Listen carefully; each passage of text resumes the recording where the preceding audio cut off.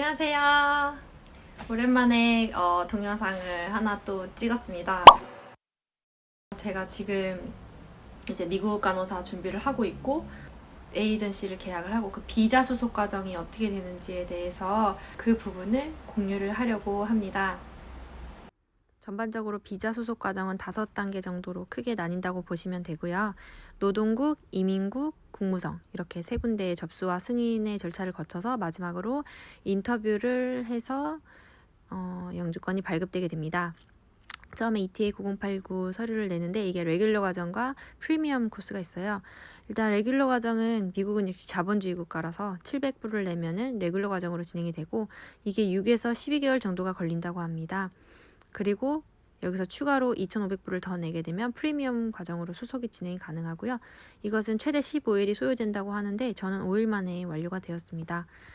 미국에 먼저 가 있는 선배님이 하루라도 빨리 오는 것이 좋다고 해서 최대한 빨리 진행을 했고 그 말이 맞는 것 같아요. 제가 한 살이라도 어릴 때 더 적응을 하기 쉬울 때 미국을 빨리 가서 경력을 쌓는 것이 저한테는 남는 거였던 것 같고요. 그리고 세 번째로 이제 이민국까지 승인이 나는데 1~3개월 정도가 소요가 되고 그리고 나서 국무성으로 넘어가면 이때 다시 345불의 비자피를 내게 됩니다. 이거는 최소 한 달에서 최대 3개월까지도 걸릴 수가 있고요. 그리고 나서 이게 다 완료가 되면은 피포 레터가 발급이 돼요. 이때 피포 레터가 발급이 되면은 이제 대사관 인터뷰 날짜가 잡히게 되고요. 이 인터뷰 날짜는 6개월 이내로 잡히게 된다고 합니다.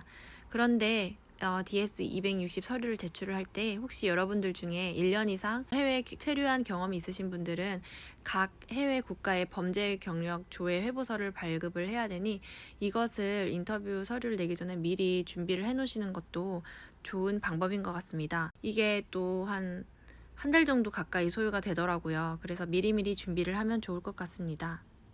인터뷰 때 서류를 지참하는 것 중에 비자 스크리닝을 지참해야 되는 게 있는데 이 비자 스크리닝이 4개월에서 6개월 정도 소요되기 때문에 미리미리 이것도 준비해 놓으시면 좋고요. 혹시라도 서류가 누락되거나 전달이 되지 않을 수 있기 때문에 1년 정도의 여유를 두고 준비하시는 것을 추천드립니다. 비자 스크리닝 같은 경우 약 $600 정도 결제를 하셔야지 되고요. 이거는 CGFNS에서 신청을 하시는 건데 이 비자 스크리닝이 어떤 거를 보는 거냐면 한국 간호대학 졸업이 확인됐다는 거, 어떤 프로그램을 이수했는지 확인을 하는 거고요. 그리고 한국 간호사 면허가 있는지 확인을 하고 N클래스 패스 여부를 확인을 하고 그리고 마지막으로 영어 점수를 확인을 합니다. 한국 간호대학 졸업하는 거는 그 대학교에서 서류를 보내달라고 신청을 하셔야 되고요. 한국 간호사 면허 같은 경우는 보건복지부 면허계, 그리고 N클래스 패드는 뉴욕 보드 사이트에서 신청을 하셔야 되고 NISED 사이트에서 여기서 하시는 거고요. 영어 점수는 IELTS 시험 본 거를 등록을 하시면 되는데 한국에서 본 경우는 저도 아직 등록은 안 해봤지만 온라인으로 등록이 가능하다고 합니다. 이거는 전반적으로 오버롤 6.5 이상 맞아야 되고 스피킹은 7.0 이상의 점수가 나와야지 됩니다. 프리미엄 과정으로 진행하시게 되시면 최소 6개월에서 8개월 정도 소요가 되시는 것 같고요. 일반 레귤러로 진행하시게 되면 1년 반에서 2년 정도 소요가 되는 것 같습니다. 그 다음은 스폰서에 대한 사항인데요. 이 스폰서는 에이전시가 될 수도 있고 병원이 될 수도 있습니다. 고용주가 대사관에 청원을 해주고 제 영주권이 발급이 될 수 있는 건데요. 그 에이전시로 가는 거에 장단점이 있고 병원과 계약하는 거에 장단점이 있는 것 같습니다. 첫 번째 에이전시 같은 경우는 계약 기간이 굉장히 짧다는 장점이 있습니다. 몇 년 전까지만 해도 1년이었는데 최근에 1년 반으로 변경이 됐고요. 대신 계약 금액은 변호사 비용 같은 것을 포함해서 $22,000가 되는 것 같습니다. 이 에이전시의 장점은 짧은 계약 기간과 함께 맨해튼 주변에 브루클린이나 브롱스케어 이런 쪽으로 많이 가는 것 같고요. 최소 계약 금액은 36불이라고 하는데 사실은 내가 어떤 경력을 가지고 있고 어떻게 하냐에 따라서 사람에 따라서 44불 정도 받는 분도 있고 40불 받는 분도 있고 딱 정해진 금액이 있는 건 아니고 최소 이게 금액이더라고요. 그리고 두 번째 있는 곳은 이제 신생 기관인데 미국에 있는 병원과 바로 연결을 시켜주는 곳인데요. 이것은 메릴랜드에 있는 애드벤티스트 헬스케어이라는 그 병원으로 연결을 해주고요. 이곳은 병원으로 연결해주는 것 치고 계약 기간이 굉장히 짧아서 2년의 계약 기간을 계약을 하시면 됩니다. 그리고 이거는 1,800만 원 정도의 돈을 내시게 되고 처음에 숙소 같은 것도 2, 3개월 정도 지원을 해주고요.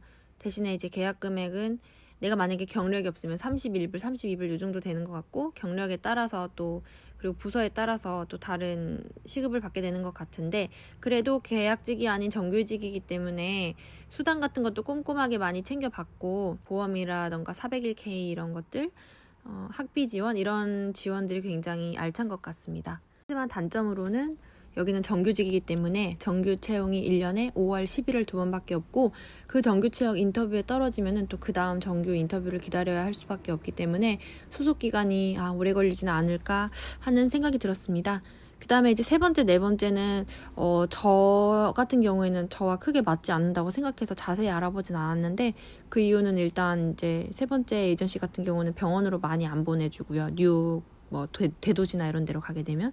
네 번째는 금액이 굉장히 많은 거에 비해서 이렇게 큰 메리트가 없다는 느끼는 게, 여기도 대도시로 좀 많이 안 보내주는 것 같더라고요. 그리고 다섯 번째는 이제 병원과 다이렉트로 연결해 주는 것이고, 수속 비용도 굉장히 적고 600만 원 정도였는데요. 여기도 조건이 나쁘지 않은 것 같았어요. 왜냐면 병원으로 바로 연결을 해주기 때문에. 그런데 병원과의 계약 기간이 병원과 바로 연결을 해주기 때문에 3년 정도 되어서 이제 그 계약 기간이 조금 아쉬웠습니다. 그다음 알아본 것은 해외 에이전시들인데요. 해외에 있는 에이전시와 병원들을 알아봤는데, 일단 첫 번째로 저는 이제 인터뷰는 2군데밖에 안 해봤어요. 세 번째 아방떼라는 곳은 경력이 이제 저와 맞지 않았기 때문에 일단 인터뷰조차 시도를 할 수는 없었고요. 매드프로는 보험이나 지원금 이런 것들이 굉장히 잘 돼 있더라고요. 그래서 앵클렉스 준비 비용이나 영어 공부 비용 이런 것들을 다 지원을 해주더라고요. 하지만 시급이 31불인데 이게 탄력성이 없는 게, 제가 혹시 코로나 같은 기간에 조금 더 받을 수 있냐 했더니 그게 아니래요. 무조건 31달러로 2.5년간 이 급여를 받으면서 일을 해야 되고요. 대체로 보내는 지역들은 플로리다나 이런 지역이었고, 혹시 제가 대도시를 보내주냐고 물었을 때 좀 오픈마인드를 가져라. 너가 정 원하는 곳에 갈 수 없을 수도 있다 라고 말을 해주는 걸 보면서 시골 지역으로 가겠구나 라는 생각이 들었습니다.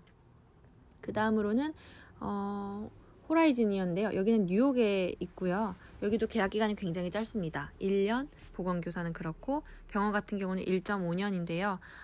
사실 여기는 이제 보건교사로 주로 많이 보낸다고 해요. 그리고 병원 같은 경우는 노스캐롤라이나나 아니면 롱아일랜드 이쪽으로 가기 때문에 시티에서 조금 멀어지는 삶을 살게 되는 것 같고요. 그리고 병원과 바로 계약하는 방법이 있는데, 보통 병원과 계약하면 좀 깡시골 쪽으로 많이 가는 것 같아요. 이제 제가 또 많이 알아본 건 아니지만 그래도 좀 대략적으로 한국에 많이 알려진 곳들과 인터뷰도 하고 여러 가지들을 알아봤는데, 여러분들이 에이전시나 병원 고용주를 컨택하실 때 나와 잘 맞고 내가 어디서 좀 살 수 있을지, 처음에 시작한 곳에서 사실 좀 벗어나기는 힘든 것 같아요. 그곳이 나의 제2의 고향이 되기 때문에 그런 것들을 고려해 보시면 좋고요.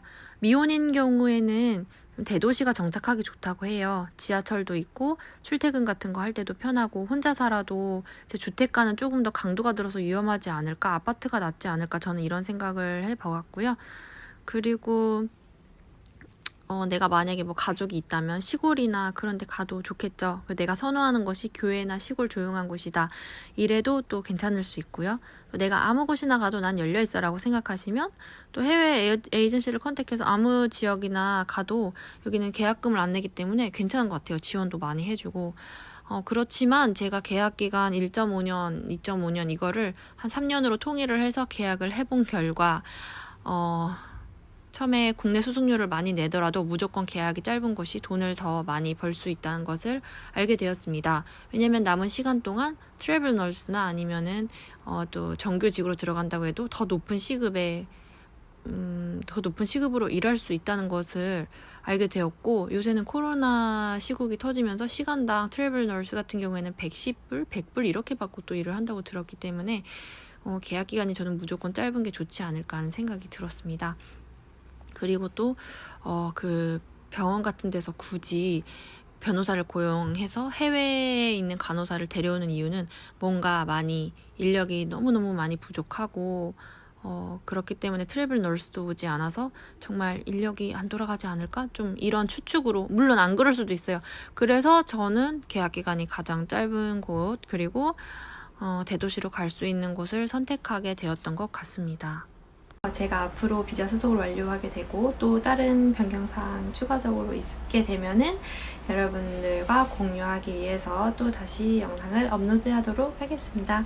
감사합니다.